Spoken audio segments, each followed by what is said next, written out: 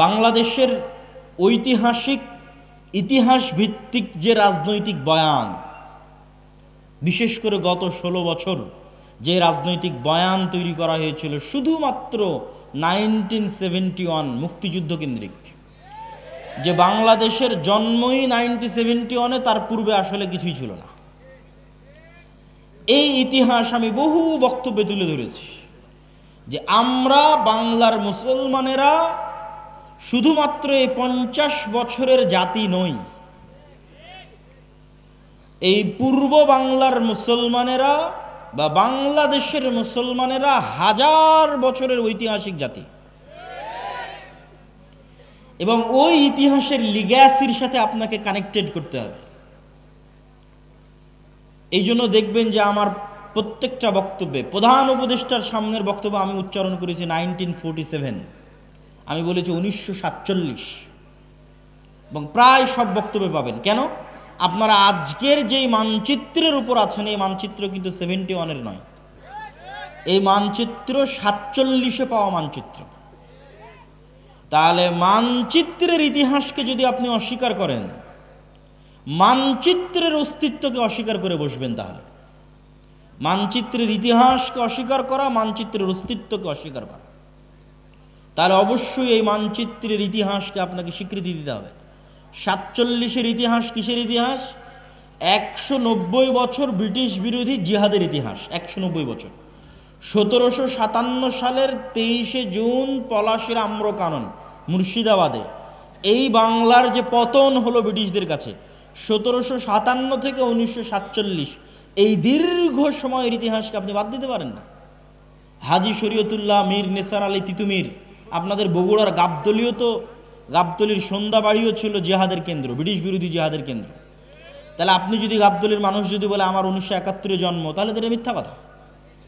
তাহলে ওই গাবতলীর সন্ধ্যাবাড়ির আপনাদেরই বাপ দাদা আজ থেকে 200 বছর আগে ব্রিটিশদের বিরুদ্ধে জিহাদ করেছে, ওটাকে আপনি বহন করবেন না? ওটাকে আপনি রক্ষা করবেন না? নিজের মধ্যে ধারণ করবেন না? অবশ্যই আপনি জাতি হিসেবে মানসিকভাবে, ঐতিহাসিকভাবে, রাজনৈতিক বয়ানে গোলাম হয়ে যাবে। এবার ওই 1757-র 23শে জুনের আগের যে ইতিহাস, মুঘলদের বাংলাদেশ, তার আগের স্বাধীন সুলতানি শাসন আমলের বাংলাদেশ, মুঘলদের আগের অংশ হচ্ছে স্বাধীন সুলতানি শাসন আমল। স্বাধীন সুলতানি শাসন আমল কোনটা? যেই সময়ে রাজধানী ছিল মুর্শিদাবাদ, মালদা, রাজশাহী, চাঁপানবাবগঞ্জ, গৌড়, তৎকালীন ভাষায় বলা হয়েছে গৌড়। এই জন্য সব পুরাতন মসজিদ দেখবেন ওই বেল্টে প্রচুর পরিমাণে আছে। সোনা মসজিদ আছে, বাঘা মসজিদ আছে, কুসুম্বা মসজিদ আছে, আরও কত অসংখ্য পুরাতন মসজিদ আছে 500 বছর আগের। ওই অঞ্চলগুলো ঘুরতে গেলে দেখতে পাবেন। আর বাংলাদেশ বর্ডার ক্রস করে মালদার গৌড় রোডে প্রবেশ করলে তো আরও শত শত মসজিদ আছে, ছোট আদিনা, বড় আদিনা, এগুলো সব ওই সময়কার রাজধানী। আর মুঘলদের রাজধানী হচ্ছে ঢাকা। তাহলে এই দীর্ঘ হাজার বছরের ইতিহাসকে যদি বাদ দেন, জাতি হিসেবে আপনি মৃত্যুবরণ করলেন। আর 1971 বা 1947-এর পরে বাংলাদেশের মানুষকে বারবার বিভক্ত করার চেষ্টা করা হয়েছে। বাংলাদেশের মানুষকে কি দিয়ে বিভক্ত করা হয়েছে? 3টা পরিভাষা দিয়ে বাংলাদেশের মানুষকে বিভক্ত করা হয়েছে রাজনৈতিকভাবে। এই রাজনৈতিক বিভক্তি থেকে বের হয়ে আসতে হবে। অন্য আর যে কোনো বিষয়ে রাজনীতি চলতে পারে, কিন্তু এই বিষয়গুলো নিয়ে রাজনীতি করতে দেওয়া যাবে না। এটা যে রাজনৈতিক সচেতনতা। 47-এ দেশ স্বাধীন হওয়ার পর বাঙালি জাতীয়তাবাদের নামে বাংলাদেশের মানুষের মধ্যে বিভেদ তৈরি করা হয়েছে। বলা হয়েছে, আরে তুমি পরে মুসলিম, আগে বাঙালি। বাঙালি জাতীয়তাবাদকে মহান করা, বাঙালি জাতীয়তাবাদকে মহান করতে গিয়ে পহেলা বৈশাখের কালচার থেকে শুরু করে যত বাঙালি কালচার আছে, সেই কালচারগুলোকে মহান করে যে না আমি বাঙালি। আর এই বাঙালি জাতীয়তাবাদকে ইসলামের বিরুদ্ধে দাঁড় করানো। কিন্তু তারা ভুলে যায় যে বাঙালি জাতীয়তাবাদের নামেই 1905 সালে হওয়া বঙ্গভঙ্গ 1911-তে ব্রিটিশ সরকারকে রদ করতে বাধ্য করে কলকাতার দাদাবাবুরা। আর 1911-তে বঙ্গভঙ্গ রদ হয়ে যাওয়ার কারণে 1947 পর্যন্ত এই পূর্ববঙ্গে না কোনো কলকারখানা, না কোনো ব্যবসায়িক প্রতিষ্ঠান, না কোনো স্কুল কলেজ, না কোনো বিশ্ববিদ্যালয়, কিছুই প্রতিষ্ঠিত হয়নি। মানে আপনাদের টাকায়, আপনাদের বাপদাদাদের টাকায় যা কিছু গড়ে উঠেছে সব কলকাতাতে গড়ে উঠেছে। তাহলে পূর্ববঙ্গের মুসলমানেরা যে বৈষম্যের শিকার হলো, সেটা তো তোমার বাঙালি জাতীয়তাবাদের নামেই সেই বৈষম্যের শিকার হলো। আবার সেই বাঙালি জাতীয়তাবাদকে উজ্জীবিত করে বাংলাদেশের মুসলমানদের মধ্যে বিভেদ তৈরি করা, এটা হচ্ছে আমাদের পার্শ্ববর্তী দেশ থেকে পরিচালিত বাংলাদেশের মধ্যে পার্থক্য তৈরি করার রাজনৈতিক বয়ান। আর একটা পার্থক্য তৈরি করার রাজনৈতিক বয়ান কি? 1971-এর পরে যে অমুক মুক্তিযোদ্ধা, অমুক রাজাকার, এটা হচ্ছে দেশকে ভাগ করে দেওয়া, দেশের জনগণকে ভাগ করে দেওয়া। পৃথিবীর কোনো উন্নত দেশে আপনি এইভাবে দেশের নাগরিকদের মধ্যে বিভেদ তৈরি করা দেখতে পাবেন না। স্বয়ং আমাদের নবী মুহাম্মদ সাল্লাল্লাহু আলাইহি ওয়াসাল্লাম মক্কা বিজয়ের পরেও এরকম বিভেদ তৈরি হতে দেননি। একটা ছোট্ট ঘটনা বলি। মক্কা বিজয়ের পর একটা যুদ্ধ হয়েছিল, হুনাইনের যুদ্ধ। হুনাইনের যুদ্ধের সব গনিমতের মাল আল্লাহর নবী মক্কার নবমুসলিমদের মধ্যে বন্টন করে দিয়েছেন। যারা মক্কার এতদিন কাফের ছিল, মুশরিক ছিল, আল্লাহর নবীর বিরুদ্ধে বদরে যুদ্ধ করেছে, ওহুদে যুদ্ধ করেছে, খন্দকে যুদ্ধ করেছে, তাদের মধ্যে, তারা আজ মক্কা বিজয়ের সময় মুসলমান হয়ে গেছে, তাদের মধ্যে আল্লাহর নবী হুনাইনের সকল সম্পদ বন্টন করে দিলেন। তো শয়তান ওয়াসওয়াসা দিল মদিনায় চলে যাওয়া মুহাজির আর আনসারদের মধ্যে, ইসলামের জন্য জীবন দিলাম আমরা, যুদ্ধ করলাম আমরা, মানে আপনাদের পরিভাষায় যদি বলি যে আমরা হচ্ছে মুক্তিযোদ্ধা আর সব টাকা পয়সা নিয়ে চলে গেল রাজাকাররা। ওই সময়ের পরিভাষাটা যদি বুঝতে চান যে আমরা মুহাজির এবং আমরা আনসার, আমরা ইসলামের জন্য সকল কিছু করলাম, অথচ আজ হুনাইনের যুদ্ধের সকল গনিমতের মাল আল্লাহর নবী মক্কার এই কাল পরশু যারা মুসলমান হলো মক্কা বিজয়ের সময় তাদের মধ্যে দিয়ে দিলেন। এই কানাঘুষা কিন্তু আল্লাহর নবীর কান পর্যন্ত চলে গেল, কিন্তু রাসূল সাল্লাল্লাহু আলাইহি ওয়াসাল্লাম এই বিভেদ রাখতে দেননি। কেন? তিনি জানেন যে এই বিভেদ এই ভবিষ্যৎ ইসলামী রাষ্ট্রকে ক্ষতিগ্রস্ত করবে। তখন তিনি কি বললেন? তিনি বক্তব্যে দাঁড়িয়ে বললেন, এই মদিনার মুহাজিরেরা, মদিনার আনসারেরা, লম্বা ঘটনা, হে মদিনার মুহাজিরেরা, হে মদিনার আনসারেরা, আজকে হুনাইনের সকল গনিমতের মাল নিয়ে চলে যাবে মক্কার নবমুসলিমেরা, আর মুহাম্মদ সাল্লাল্লাহু আলাইহি ওয়াসাল্লাম নিজে তোমাদের সাথে মদিনায় ফিরে যাবে, অথচ আমার বাপদাদার বাড়ি মক্কায়। আল্লাহু আকবার। তোমরা কোনটা চাও? মুহাম্মদ সাল্লাল্লাহু আলাইহি ওয়াসাল্লাম তোমাদের সাথে সশরীরে মদিনায় ফিরে যাক? সাহাবীরা আবেগতাড়িত হয়ে গেলেন। তো আল্লাহর নবী এই বিভেদকে স্থায়ী করতে দেননি। এবং দেখেন মুহাম্মদ সাল্লাল্লাহু আলাইহি ওয়াসাল্লাম মক্কা বিজয়ের পরও মদিনায় থেকে গেছেন। এখন তো মক্কা বিজয় হয়েছে, ওনার শৈশবের স্মৃতি বিজড়িত শহর মক্কা, কৈশোরের স্মৃতি বিজড়িত শহর মক্কা, যৌবনের স্মৃতি বিজড়িত শহর মক্কা। এখন তো মক্কা বিজয় হয়ে গেছে, তার অধীনস্থ তিনি মদিনা ছেড়ে দিয়ে মক্কা আসতে পারে। কিন্তু তিনি বললেন মুহাম্মদ সাল্লাল্লাহু আলাইহি ওয়াসাল্লাম নিজে ফিরে যাবে মদিনায়, আবার ধন সম্পদ দিয়ে দিলেন নবমুসলিমদের। তিনি ঐক্যটা রক্ষা করলেন। এই জন্য এই ধরনের বিভেদ, এই দুইটা বিভেদ, বাঙালি জাতীয়তাবাদের মাধ্যমে মুসলমানদের মধ্যে বিভেদ তৈরি করা বাংলাদেশের মুসলমানদের মধ্যে, এবং 1971-এর চেতনাকে বিক্রি করে বিভেদ তৈরি করা, যা গত 15-16 বছর ছিল, ভবিষ্যতে আর কাউকে কোনোদিন করতে দেওয়া যাবে না। এবার আরো সামনের দিকে চলে আসি। রাষ্ট্রে ইসলাম প্রতিষ্ঠা করতে বাধা কি? রাষ্ট্রে ইসলাম প্রতিষ্ঠা করতে চতুর্থ বাধা বিজাতীয় মতবাদ, গণতন্ত্র, সমাজতন্ত্র, ধর্মনিরপেক্ষ মতবাদ, যেটিকে সেকুলারিজম, কিছুক্ষণ আগে যে মতবাদের বিষয়ে বললাম, লিবারালিজম, জাতীয়তাবাদ, ন্যাশনালিজম, এই প্রত্যেকটা মতবাদ রাষ্ট্রে ইসলাম প্রতিষ্ঠায় বাধা। আমি যদি আরো সারমর্ম করে বলি যে পৃথিবীতে ইসলামী খেলাফা প্রতিষ্ঠা হবে, এই ইসলামী খেলাফার সবচেয়ে বড় শত্রু গণতন্ত্র নিজেই। এই জন্য আমার একটা বক্তব্য দেওয়া আছে যে গণতন্ত্রের কবর রচনার উপরই ইসলামী খেলাফতের উত্থান হবে। কিন্তু এই বক্তব্য আবার আমাদের কিছু ভাইদের সহ্য হবে না, কিন্তু তাদেরকে আমি উদাত্ত আহ্বান জানাবো, আপনারা আরো পড়েন, আরো পড়েন, আরো পড়েন। আরো পড়লে দেখবেন গণতন্ত্রের নামে মুসলমানদের সামনে মূলা ঝুলিয়ে রাখা আছে। গত 100 বছরেও কোনোদিন গণতন্ত্র দিয়ে ইসলাম প্রতিষ্ঠিত হয়নি, আগামী 1000 বছর চেষ্টা করলেও কোনোদিন গণতন্ত্র দিয়ে ইসলাম প্রতিষ্ঠিত হবে না। হ্যাঁ, গণতন্ত্র দিয়ে যে ইসলাম প্রতিষ্ঠিত হবে, যদি বলেন যে হ্যাঁ হবেই হবে, তাহলে আমি চ্যালেঞ্জ দিয়ে বলে গেলাম, গণতন্ত্র দিয়ে যে ইসলাম প্রতিষ্ঠিত হবে ওটা বিকৃত ইসলাম, কম্প্রোমাইজড ইসলাম, পূর্ণাঙ্গ ইসলাম নয়। যে ইসলামের মধ্যে শিরক মিশ্রিত থাকবে, যে ইসলামের মধ্যে ইসলামের সকল বিধিবিধান উপস্থিত থাকবে না, পূর্ণাঙ্গ রূপে উপস্থিত থাকবে না। তাহলে আপনি যেহেতু বলতেছেন এগুলোর মাধ্যমে প্রতিষ্ঠিত হবে না, তো হবে কিসের মাধ্যমে?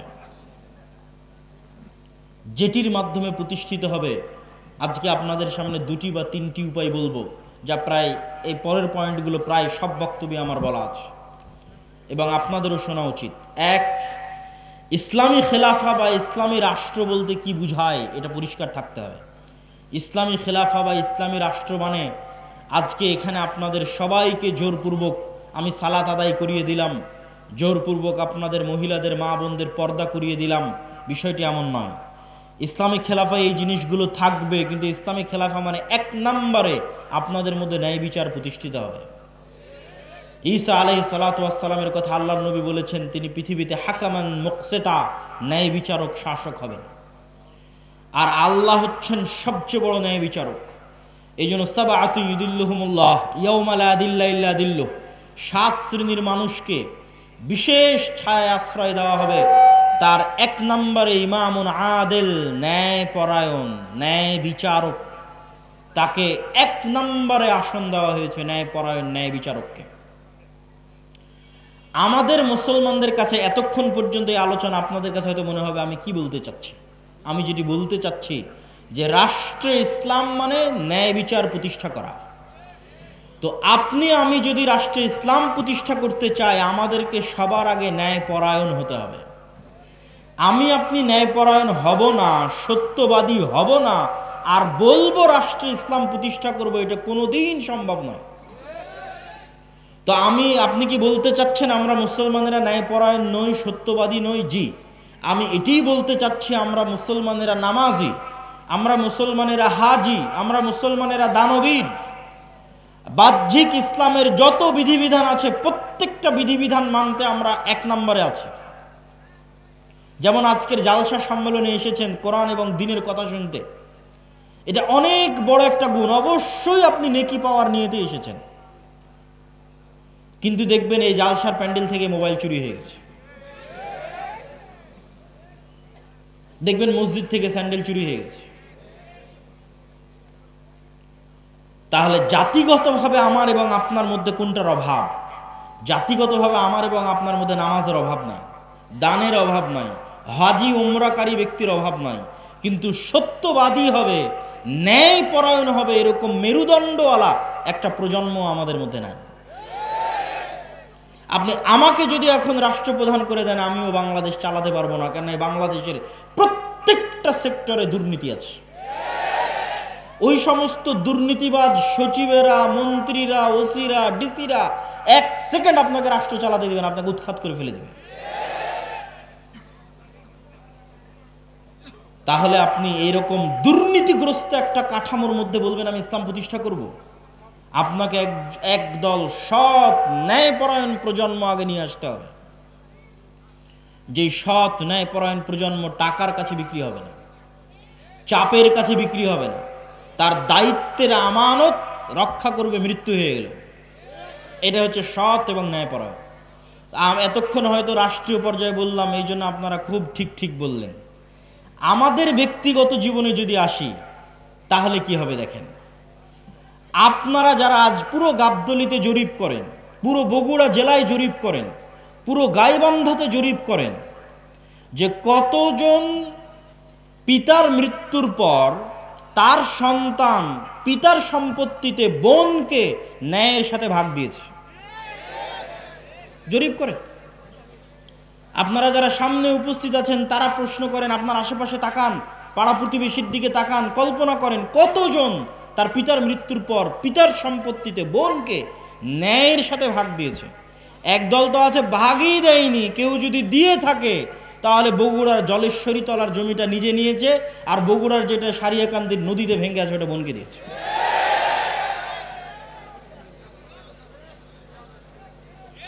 তাহলে আপনি ন্যায়পরায়ণ নন, সত্যবাদী নন, কিন্তু আপনি নামাজি, আপনি হাজি, আপনি উমরাকারী, আপনি দানবীর। তাহলে আপনাকে দিয়ে কখনোই আল্লাহ সুবহানাহু ওয়া তাআলা রাষ্ট্রে ইসলাম প্রতিষ্ঠা করবেন না। কেননা আপনি রাষ্ট্রে ইসলাম প্রতিষ্ঠার যোগ্য নন। রাষ্ট্রে ইসলাম প্রতিষ্ঠা করার 1 নাম্বার শর্তই হচ্ছে আপনাকে ন্যায়পরায়ণ হতে হবে। ন্যায়পরায়ণ না হলে আপনি রাষ্ট্রে ইসলাম প্রতিষ্ঠার যোগ্য নন। কেন? আপনি রাষ্ট্র নেতা হওয়ার যোগ্য নন, দলের নেতা, দেশের নেতা, সমাজের নেতা, কোনো কিছুর নেতা হওয়ার যোগ্য নন। আপনি কিসের যোগ্য? গোলাম হওয়ার যোগ্য। গোলামেরা মিথ্যা বলে, গোলামেরা অন্যায়পরায়ণ হয়। আপনি আরো জরিপ করেন, আপনাদের এই বগুড়া, গাবতলী, গাইবান্ধা অঞ্চলের কতজন মেয়ের বিবাহ যৌতুকের ভিত্তিতে হচ্ছে, আর কতজন মেয়ের বিবাহ যৌতুক ছাড়া হচ্ছে, জরিপ করেন। তাহলে যতগুলো মেয়ের বিবাহ যৌতুকের ভিত্তিতে হচ্ছে, আপনি কি বলেন এটা ন্যায় হচ্ছে না অন্যায় হচ্ছে? অন্যায় হচ্ছে। কিন্তু ওই যৌতুকের বিবাহে যতজন উপস্থিত হচ্ছে, হাজি, নামাজি, ওমরাকারী, দানবীর, হুজুর, কাজী, সবই তো আল্লাহওয়ালা। তাহলে এই সমস্ত আল্লাহওয়ালা হাজি, নামাজি, কাজী যে যৌতুকের ভিত্তিতে বিবাহ দিচ্ছে, উপস্থিত হচ্ছে, দাওয়াতে যাচ্ছে, তাদেরকে দিয়ে আল্লাহ সুবহানাহু ওয়া তাআলা কখনোই রাষ্ট্রে ইসলাম প্রতিষ্ঠা করাবেন না। কেননা সে অন্যায়পরায়ণ। সে যদি আজ যৌতুকের সাথে আপোষ করে, কাল রাষ্ট্র ক্ষমতায় গেলে ও সবচেয়ে বড় দুর্নীতিবাজ হবে।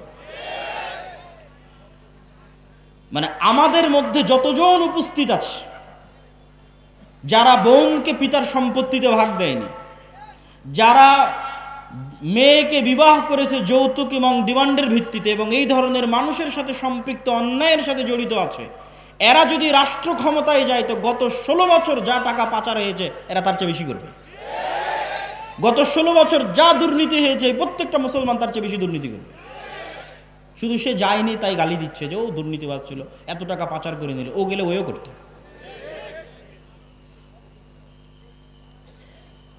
সম্মানিত উপস্থিতি, তাহলে আমরা মুসলমানেরা কি অবস্থায় দাঁড়িয়ে আছি? আমরা মুসলমানেরা রাসূলুল্লাহ সাল্লাল্লাহু আলাইহি ওয়াসাল্লামের ওই হাদিসের উপর দাঁড়িয়ে আছি, যে হাদিসে রাসূল সাল্লাল্লাহু আলাইহি ওয়াসাল্লাম বলেছেন, সালাসাতুন মান কুন্না ফিহি বা আরবাউন মান কুন্না ফিহি, 3টা বৈশিষ্ট্য বা 4টা বৈশিষ্ট্য যার মধ্যে থাকবে সে মুনাফিকান খালিসা, সে স্পষ্ট মুনাফিক। ইদা হাদ্দাসা কাযাবা, যখন কথা বলে মিথ্যা বলে, ওয়াইদা ওয়াদা আখলাফা, যখন ওয়াদা করে ভঙ্গ করে, ওয়াইদা তুমিনা খানা, যখন আমানত রাখা হয় তখন সে আমানতের খেয়ানত করে। তো কথা বললে মিথ্যা বলে, ওয়াদা দিলে ভঙ্গ করে, আমানতের খেয়ানত করে, মানে দায়িত্ব দেওয়া হয়েছে দায়িত্বের খেয়ানত করেছে। বাবা মারা গেছে, সম্পত্তি বন্টন করতে হবে, এই কাজটা আপনার কাছে আমানত। আপনি প্রতিষ্ঠানের প্রিন্সিপাল, প্রতিষ্ঠান আপনার কাছে আমানত। আপনি থানার ওসি, থানা আপনার কাছে আমানত। প্রত্যেক দায়িত্বশীলের কাছে তার দায়িত্ব আমানত। তাহলে ওই দায়িত্ব সে পূর্ণাঙ্গ রূপে বাস্তবায়ন না করে কম্প্রোমাইজ করেছে, মানে তারা সব কি হয়ে গেছে বলেন তো? বলেন না কেন, কি হয়ে গেছে?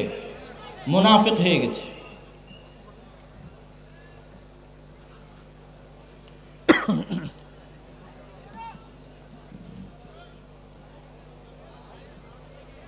না মাইকের সমস্যা নেই, একটু থামেন।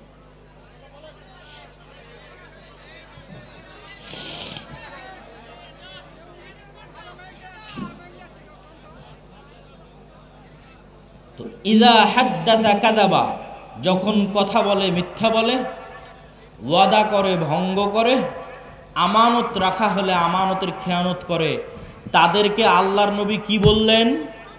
একটু জোরে বলতে হবে, কি বললেন? মুনাফিক।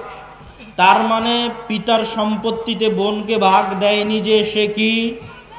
একটু কথা বলতে হবে, সে কি? মুনাফিক। যৌতুকের ভিত্তিতে বিবাহ করেছে যে সে কি? মুনাফিক। তাহলে এই সমস্ত মুনাফিকদের দিয়ে আপনি তাহলে প্রশ্নের পরের প্রশ্ন আসবে, এই সমস্ত মুনাফিকেরা নামাজ পড়ছে কেন? এই সমস্ত মুনাফিকেরা দান করে কেন? এই সমস্ত মুনাফিকেরা তাহাজ্জুদের সালাত আদায় করে কেন? কেননা গত 16 বছরে এমনও ছিল প্রশ্ন ফাঁসের টাকা আল্লাহর রাস্তায় দান করেছে। তাহলে আল্লাহর নবীর কথা অনুযায়ী সে মুনাফিক। কেননা প্রশ্ন ফাঁস তার আমানত, প্রশ্ন রক্ষা করা আমানত ছিল, খেয়ানত করেছে। আল্লাহর নবী বলছেন ও মুনাফিক, খাঁটি মুনাফিক। তো খাঁটি মুনাফিক কেন দান করছে? গত 16 বছর এমনও ছিল যে সবচেয়ে বড় দুর্নীতিবাজ সেও নাকি তাহাজ্জুদের সালাত আদায় করে, সবচেয়ে বড় খুনি সেও নাকি তাহাজ্জুদের সালাত আদায় করে। তাহলে সে যদি খুনি হয়, দুর্নীতিবাজ হয়, মিথ্যুক হয়, তাহলে সে তো মুনাফিক। শত OC, DC, SP, AC land, sub registrar সারা দিন ঘুষের লেনদেন করতেছে, 24 ঘন্টা ঘুষের লেনদেন করতেছে, তারা তার দায়িত্বে খেয়ানত করতেছে। তো দায়িত্বে খেয়ানত করার কারণে আল্লাহর নবীর ভাষা অনুযায়ী সে কি? মুনাফিক। কিন্তু এরা সবাই তো হজ করে এসেছে, উমরা করে এসেছে, নামাজ পড়েছে, মসজিদ মাদ্রাসার সভাপতি, প্রধান অতিথি, বিশেষ অতিথি, কি না সব কিছুতে আছে। তাহলে কেন দিনী কার্যক্রমে? মূলত তারা তাদের মুনাফিকি ঢাকতে আল্লাহর রাস্তায় দান করে, মুনাফিকি ঢাকতে হজ উমরা করে, মুনাফিকি ঢাকতে মসজিদে গিয়ে নামাজ পড়ে, কিন্তু আসলে মুনাফিক। কিন্তু মুনাফিকিটা যেন মানুষের সামনে ধরা না পড়ে, ওই মুনাফিকির উপর পর্দা দেওয়ার জন্য মুখে দাড়ি আছে, মাথায় টুপি আছে, নামাজের কড়া আছে, কিন্তু বাস্তবে মুনাফিক। তাহলে কোন মুসলমান স্বাধীন, কোন মুসলমান রাষ্ট্রের দায়িত্ব পাবে, কোন মুসলমান দেশ জাতিকে নেতৃত্ব দিবে? যেই মুসলমান এমত অবস্থায় সালাত আদায় করে যে, এমত অবস্থায় সালাত আদায় করছে যে ওই অবস্থায় সে মিথ্যুকও নয়, দুর্নীতিবাজও নয়, সত্যবাদী, শতভাগ সত্যবাদী, শতভাগ ন্যায়পরায়ণ, এমত অবস্থায় সে সালাত আদায় করছে, ওই সালাতের যে ক্ষমতা, ওই সিয়ামের যে পাওয়ার, ওই হজ, ওই ওমরা, ওই দানের যে পাওয়ার, ওই পাওয়ারেও রাষ্ট্র ক্ষমতায় চলে যাবে। ওই পাওয়ার দিয়ে আল্লাহ পৃথিবীতে সব নবী রাসূল পাঠিয়েছেন। পৃথিবীতে আসা প্রত্যেক নবী রাসূল জন্মগত সত্যবাদী, জন্মগত আমানতদার, জন্মগত ন্যায়পরায়ণ। আমাদের নবী মুহাম্মদ সাল্লাল্লাহু আলাইহি ওয়াসাল্লামের ক্ষেত্রেও জন্মগত তিনি সত্যবাদী, জন্মগত আমানতদার, জন্মগত ন্যায়পরায়ণ। আবু বকর, ওমর, উসমান, আলী, এমনকি যে আবু সুফিয়ান রাদিয়াল্লাহু তাআলা আনহুর নাম আমরা শুনি, দীর্ঘদিন যাবৎ মক্কার কাফের কুরাইশ মুশরিকদের নেতৃত্ব দিয়েছেন, তিনিও বাদশাহ হিরাক্লিয়াসের দরবারে দাঁড়িয়ে মিথ্যা বলেননি। তখন কাফের ছিলেন, মিথ্যা বলেননি। কেননা মিথ্যা তাদের অস্তিত্বের মধ্যে ছিল না। আর আমাদের অস্তিত্বের মধ্যে মুসলমানদের অস্তিত্ব চেক করবেন, ইউরোপ আমেরিকায় যত মুসলমান গেছে তাদের অনেকেই, অধিকাংশই, সবাই নয়, যে দেখেন কোথাও না কোথাও মিথ্যা বলেছে। মিথ্যা বলে সরকারের কাছে অতিরিক্ত ফায়দা নিচ্ছে। মুসলমান কাফেরের কাছে অতিরিক্ত উপকার নিচ্ছে, মুসলমান ইহুদি খ্রিস্টানের কাছে অতিরিক্ত অর্থনৈতিক লাভ নিচ্ছে মিথ্যা বলে। দ্বিতীয় যে কাজটি আমাদের করতে হবে সেটা হচ্ছে সোশ্যাল জাস্টিস। সোশ্যাল জাস্টিস মানে এতক্ষণ যা বললাম তার আলোকেই সোশ্যাল জাস্টিস নির্ধারিত হবে, সামাজিক ন্যায় বিচার। গত 16 বছর যে পাওয়ার প্র্যাকটিস হয়েছে সারা বাংলাদেশে, এই পাওয়ার প্র্যাকটিস এখন নাই, শূন্যের কোঠায়। ওই ফাঁকা জায়গায় মসজিদ মাদ্রাসাগুলোর ক্ষমতা ছিল যে তারা ন্যায় বিচার প্রতিষ্ঠা করবে। কিন্তু দুঃখজনক হলেও সত্য, দেশে প্রতিষ্ঠিত ইসলামী দল বলেন, ইসলামী সংগঠন বলেন, মসজিদ বলেন, মাদ্রাসা বলেন, তারা আল আমরু বিল মারুফ ওয়ান নাহি আনিল মুনকার এবং সামাজিক ন্যায় বিচার প্রতিষ্ঠায় দুর্বল। এবং তাদের চোখের সামনে আরেক দল ওই একই জায়গায় একই অন্যায় লিপ্ত হচ্ছে। এক জায়গায় গত 16 বছর যারা চাঁদাবাজি করেছে, আজকে ওই জায়গায় আরেকজন চাঁদাবাজি করতেছে, কিন্তু কেউ প্রতিবাদ করতেছে না। সোশ্যাল জাস্টিস মানে সমাজে মানুষের প্রতি অন্যায় হতে দেওয়া যাবে না। আপনি যদি রাষ্ট্রে ইসলাম প্রতিষ্ঠা করতে চান, রুট লেভেলে ন্যায় বিচার প্রতিষ্ঠা করতে হবে। কাকে প্রতিষ্ঠা করতে হবে? যে ইসলামের ধারক ও বাহক। মানে যে বলছে যে আমি চাই রাষ্ট্রে ইসলাম প্রতিষ্ঠা হোক, ওকে ন্যূনতম ওর গ্রামে ওর পাড়ায় মানুষের উপর যেন জুলম না হয়। যেমন বাপ যদি মারা যায় তো বোনকে যেন তার ন্যায় হিস্সা বুঝিয়ে দেওয়া হয়, এটি জোরপূর্বক বাস্তবায়ন করবে। কোনো মেয়ের বিবাহ যেন যৌতুকের ভিত্তিতে না হয়, এটি জোরপূর্বক বাধা দিবে। আল আমরু বিল মারুফ ওয়ান নাহি আনিল মুনকার করবে। এটি হচ্ছে সোশ্যাল জাস্টিস। কোনো এক গ্রাম, কোনো এক এলাকা, কোনো এক পাড়া, কোনো এক মাদ্রাসা, কোনো এক শিক্ষা প্রতিষ্ঠান, কোনো এক ইসলামী দল, ইসলামী সংগঠনে যদি ন্যায় প্রতিষ্ঠা হয়ে যায়, ওর হাত দিয়ে রাষ্ট্রে ইসলাম প্রতিষ্ঠা হবে। তার মানে কি ইসলামী দল, ইসলামী সংগঠন, মসজিদ মাদ্রাসায় ন্যায় নাই? নাই। এই যে মাদ্রাসায় মাদ্রাসায় মতবিরোধ, দলে দলে মতবিরোধ, এর থেকে ও বের হয়েছে, ওর থেকে ও বের হয়েছে, এগুলো একটাও মাসলা মাসাইলের কারণে নয়, এগুলো একটা আবেগের কারণে। প্রত্যেকটা জায়গায় ন্যায়ের অভাব আছে। হয় যিনি ইসলামী দলের আমির উনি ন্যায়পরায়ণ নন, জালেম, অথবা যিনি ইসলামী দলের মামুর কর্মী সে ন্যায়পরায়ণ নয়, জালেম। যে কর্মী রাত দিন পরিশ্রম করছে তাকে পদ না দিয়ে যে পা চাটছে ওকে পদ দিয়ে দিচ্ছে, এটাই হচ্ছে ন্যায়ের খেলাফ। ন্যায় নাই, ওর দ্বারা রাষ্ট্রের ইসলাম প্রতিষ্ঠা হবে না। ও তো ওর দলের মধ্যে ইসলাম প্রতিষ্ঠা করতে পারেনি। দলের মধ্যে ইসলাম, আর মাদ্রাসা ইসলাম প্রতিষ্ঠা করবে। মাদ্রাসা ইসলাম মানে 5 ওয়াক্ত সালাত হচ্ছে এটা না, 5 ওয়াক্ত সালাত তো হবেই, কিন্তু আপনি যদি মনে করেন আমি রাষ্ট্রে ইসলাম প্রতিষ্ঠা করব, তাহলে আপনি যে জায়গায় আছেন ওখানে শতভাগ ন্যায় প্রতিষ্ঠা করতে হবে। আপনি ন্যায় প্রতিষ্ঠা করতে ব্যর্থ হয়েছেন তো অবশ্যই আপনি রাষ্ট্রে ইসলাম প্রতিষ্ঠা করতে ব্যর্থ হবেন। সম্মানিত উপস্থিতি, সর্বোপরি লাস্ট পয়েন্ট হচ্ছে আমাদের মুসলমানদের সবচেয়ে বড় সমস্যা হচ্ছে আমরা শর্ট টার্ম চিন্তা করি। আমাকে এখনই ভোট করে, এখনই নির্বাচনে জিতে রাষ্ট্রে ইসলাম প্রতিষ্ঠা করতে হবে। যে এরকম শর্ট টার্ম চিন্তা করতেছে আমাকে এখনই নির্বাচন করে, এখনই ভোটে জিতে, এখনই রাষ্ট্রে ইসলাম প্রতিষ্ঠা করতে হবে, ও তার কয়দিন পরে আর থাকবে না। মানে তার কয়দিন পর আবারও কেউ আসবে যে রাষ্ট্র ক্ষমতায় চলে যাবে। সে যেমন আজ এখনই চলে যাওয়ার চেষ্টা করতেছে, স্থায়ী থাকতে পারবে না। তাহলে করতে হবে কি? আপনাকে 50 বছর, 100 বছরের প্ল্যান করতে হবে যে আমি 50 বছর পর, 100 বছর পর, আজ এখন নয়, 50-100 বছর পর পূর্ণাঙ্গ ইসলাম, পূর্ণাঙ্গ ক্ষমতার সাথে বাংলাদেশের রাষ্ট্র ক্ষমতায় যাবে। তার জন্য কি করা লাগবে সেই পরিকল্পনা রেডি কর। এইটা ইহুদিরা করে, তারা করেছে। আজকে তারা যে জায়গায় আছে এটা 200 বছর আগের পরিকল্পনা। আর যখনই আপনি এই পরিকল্পনা করবেন তখনই দেখবেন যে আপনাকে শক্তিশালী প্রতিষ্ঠান তৈরি করতে হচ্ছে। আমাদের শক্তিশালী প্রতিষ্ঠান নাই। এই লক্ষ লক্ষ কোটি কোটি পঙ্গপালের মতো ভোটার থেকে কোনো উপকার নেই। 5ই আগস্টের এই ছাত্র জনতার আন্দোলনে বেশিরভাগ মুসলমান ধর্মপ্রাণ মানুষ জীবন দিয়েছে। আর রাষ্ট্র ক্ষমতায় কারা গেছে? বেশিরভাগ এনজিও রাষ্ট্র ক্ষমতায় গেছে। কেন? ওই এনজিওগুলো বাংলাদেশের শক্তিশালী প্রতিষ্ঠান আছে, শক্তিশালী মিডিয়া আছে। বাংলাদেশে আমাদের মুসলমানদের পঙ্গপালের মতো এরকম আমার এরকম হাজার হাজার দর্শক শ্রোতা ভক্ত আছে, কিন্তু আমার শক্তিশালী মিডিয়া নাই বাংলাদেশে। আমার বাংলাদেশের শক্তিশালী কোনো অর্থনৈতিক প্রতিষ্ঠান নাই, এরকম কোনো ইসলামী দলের নাই, কোনো ইসলামী সংগঠনের নাই। সম্মানিত উপস্থিতি, তাহলে আমাদেরকে শক্তিশালী প্রতিষ্ঠান প্রতিষ্ঠা করতে হবে এবং দীর্ঘমেয়াদী পরিকল্পনা করতে হবে। ওই শক্তিশালী প্রতিষ্ঠান না থাকার কারণেই দেখবেন একজন অপরাধী যখন কোনো কিছু করছে তার সামনে কত বড় গুণ লাগিয়ে হেডিং করা হচ্ছে, আর একজন আলেম সে যখন কিছু করছে বলছে তথাকথিত মৌলবী। অথবা বড় অপরাধীকে যখন আদালতে পেশ করা হচ্ছে হাতে হ্যান্ডকাফ নাই, কিন্তু আলেমকে যখন আদালতে পেশ করা হচ্ছে মোটা রশি দিয়ে হাত বেঁধে আদালতে পেশ করা হচ্ছে। এটাই হচ্ছে রাষ্ট্রীয় কাঠামোগত বিদ্বেষ, যা আপনার অজান্তে হয়ে আছে। আপনি এটার সাথে ফাইট দিয়ে পারবেন না, ঠিক বলেও পারবেন না। ওটার সাথে ফাইট দিতে হবে শক্তিশালী প্রতিষ্ঠান তৈরি করার মাধ্যমে। এই শক্তিশালী প্রতিষ্ঠান তৈরি করার জন্য মুসলমানদের সন্তানদের চিন্তা করতে হবে, পরিকল্পনা করতে হবে। সর্বোপরি আমাদের সবচেয়ে বড় সমস্যা আমাদের তরুণ প্রজন্ম।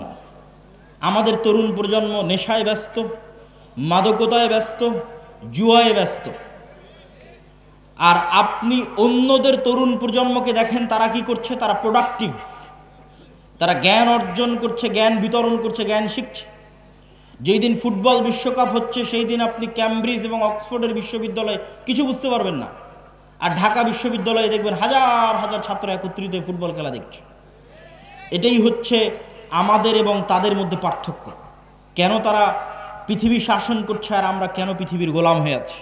আমাদের এই প্রোডাক্টিভিটি না থাকা আমাদের সবচেয়ে বড় ব্যর্থতা। সম্মানিত উপস্থিতি, আমি আমার বক্তব্যের শেষের দিকে আপনাদের উদ্দেশ্যে আমার পুরো বক্তব্যের যদি সারমর্ম করি, তাহলে বাংলাদেশে রাষ্ট্রীয়ভাবে ইসলাম প্রতিষ্ঠা করতে সবচেয়ে বড় বাধাগুলোর 1 নম্বর বাধা কলোনিয়াল মাইন্ড সেট আপ, ঔপনিবেশিক গোলামির মানসিকতা। 2 নম্বর বাধা ভুল রাজনৈতিক বয়ান। 3 নম্বর বাধা রাষ্ট্রীয় কাঠামোগত বিদ্বেষ। 4 নম্বর বাধা ব্যক্তিগত জীবনে মুসলমানেরা ন্যায়পরায়ণ নয়, মুসলমানেরা মিথ্যুক, দুর্নীতিবাজ। তাদের দিয়ে আল্লাহ কখনোই রাষ্ট্রে ইসলাম প্রতিষ্ঠা করাবেন না। আগে একদল প্রজন্ম লাগবে যে সত্যবাদী হবে, ন্যায়পরায়ণ হবে। 5 নাম্বার, আমাদের শক্তিশালী প্রতিষ্ঠান নাই। হাজার হাজার লক্ষ লক্ষ মানুষ আছে, কিন্তু লক্ষ লক্ষ মানুষের শক্তিশালী প্রতিষ্ঠান নাই। শক্তিশালী প্রতিষ্ঠান লাগবে। 6 নাম্বার, সমাজে সোশ্যাল জাস্টিস, ন্যায় বিচার, নিজ নিজ জায়গা থেকে ন্যায় বিচার প্রতিষ্ঠা করতে হবে, নিজ পরিবারে, নিজ সমাজে, নিজ গ্রামে। তাহলে আল্লাহ একদিন দয়াবান হয়ে আমাকে এবং আপনাকে সেই জায়গায় পৌঁছে দিবেন যেই জায়গায় যাওয়ার আমরা যোগ্য। আমাদের বাপদাদারা যেই জায়গায় ছিল, আমাদের পিতৃপুরুষরা যেই জায়গায় ছিল। ইসলামী খেলাফা কাল্পনিক কোনো থিওরি নয়। পৃথিবীতে সবচেয়ে বেশি শান্তি স্থাপনকারী, সবচেয়ে সাকসেসফুল, সবচেয়ে শক্তিশালী অর্থনৈতিক, রাজনৈতিক, রাষ্ট্রীয় কল্যাণমূলক সিস্টেম হচ্ছে ইসলামী খেলাফা।